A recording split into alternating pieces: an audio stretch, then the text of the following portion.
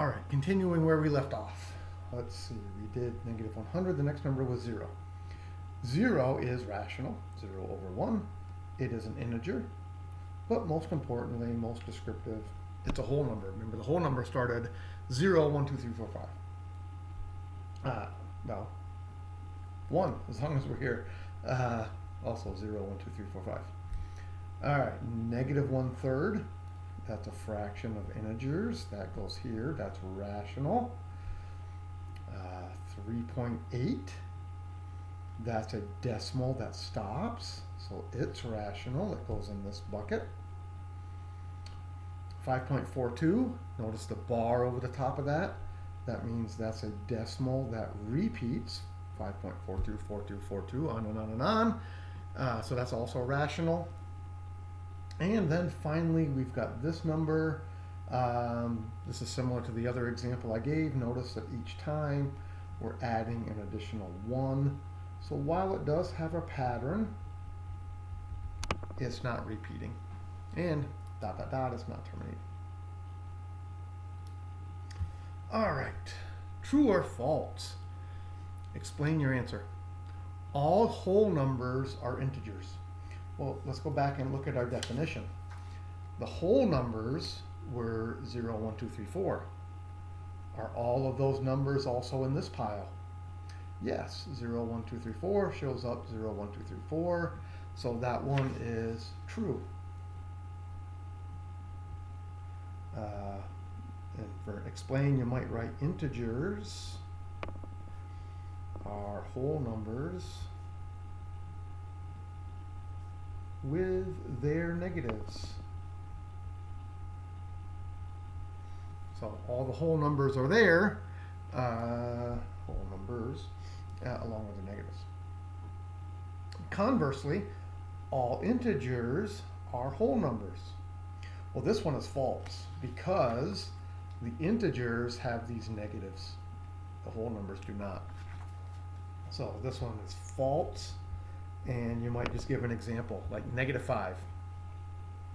Negative 5 is an integer. It's not a whole number.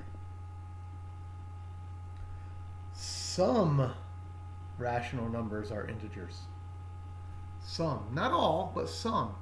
And I think this is true. I'll give you some examples. I might give you 8 over 2. That's a rational number because it's a fraction of integers, but on this, at the same time, it happens to reduce, happens to be the number negative 4. So there's an example of a rational number that is an integer.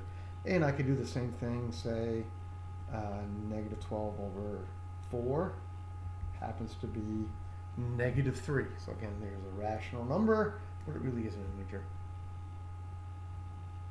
And question number 4. Some whole numbers are irrational. Well, that's definitely false. You can see in our Venn diagram here, the irrational numbers are kind of their own group off to the side. Whole numbers, to explain my answer, I suppose, whole numbers terminate. For example, 5 is 5.0. It's a terminating decimal, where irrational numbers are decimals that don't terminate and don't repeat. So it's definitely false. All right, 2 other quick things we need to talk about in this section, going back to the first page. Absolute value. Most students are very familiar with absolute value. Let's just talk about it for a second. What absolute value is, this is the distance from 0, is its formal definition. And the symbol we use is these straight bar things. So if I asked you for the absolute value of 6, you would tell me it is 6, because 6 is 6 units away from the number 0. On the other hand, if I asked you for the absolute value of negative 12, you would tell me it's 12, because negative 12 is 12 steps from the number 0. So what students like to think about is absolute value. If the number is positive, it stays positive. If the number is negative, it becomes positive. And that's a fine way to think about it if that's the way you want to think about it. All right, the last thing here is the word reciprocal. You will see the word reciprocal in your work. So if I give you a fraction like 4/9, its reciprocal is 9/4. You simply flip the fraction. And I'm sure you've seen this before.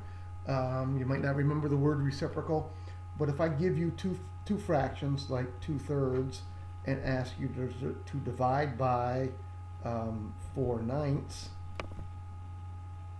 what you probably remember is you keep the first fraction the same and you multiply by flipping the second fraction.